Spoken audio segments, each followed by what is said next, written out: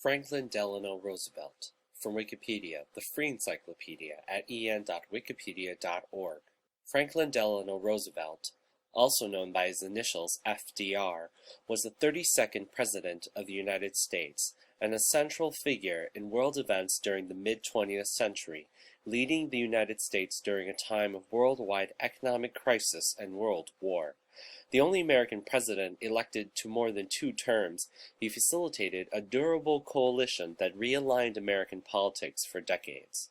With the bouncy popular song Happy Days Are Here Again as his campaign theme, FDR defeated incumbent Republican Herbert Hoover in November 1932 at the depth of the Great Depression.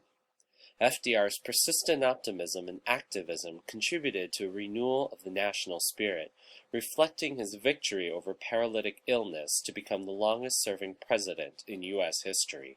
He worked closely with Winston Churchill and Joseph Stalin in leading the Allies against Germany and Japan in World War II, but died just as victory was in sight.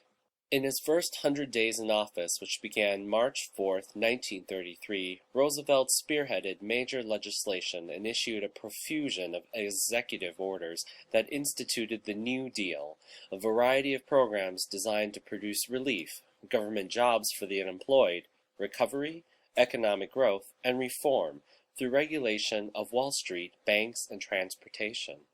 The economy improved rapidly from 1933 to 1937, but then relapsed into a deep recession. The bipartisan conservative coalition that formed in 1937 prevented his packing the Supreme Court or passing any considerable legislation.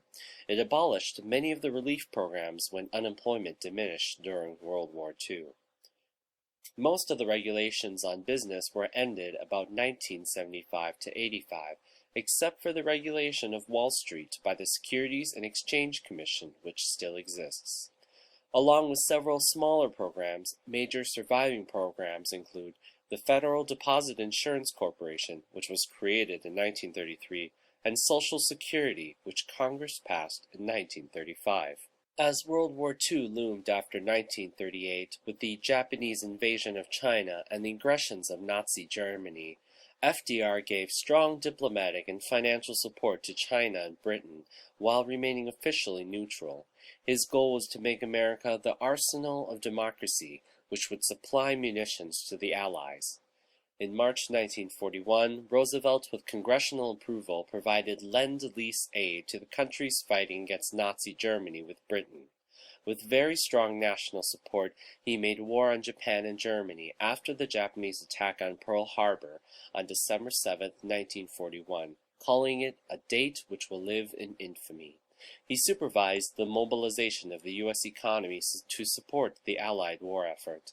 As an active military leader, Roosevelt implemented an overall war strategy on 2 fronts that ended in the defeat of the Axis powers and the development of the world's first atomic bomb.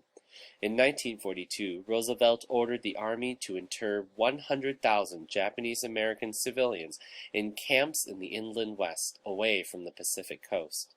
Unemployment dropped to 2%, relief programs largely ended, and the industrial economy grew rapidly to new heights as millions of people moved to new jobs in war centers, and 16 million men and 300,000 women were drafted or volunteered for military service.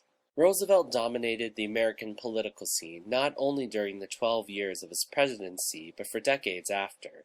He orchestrated the realignment of voters that created the Fifth Party system. FDR's New Deal coalition united labor unions, big city machines, white ethnics, African Americans, and rural white Southerners.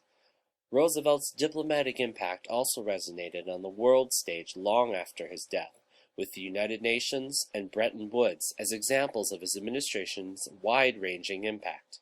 Roosevelt is consistently rated by scholars as one of the top 3 U.S. presidents. A liberal Democrat, Roosevelt defined his ideological position as a little left of center, and also called his cabinet slightly to the left of center.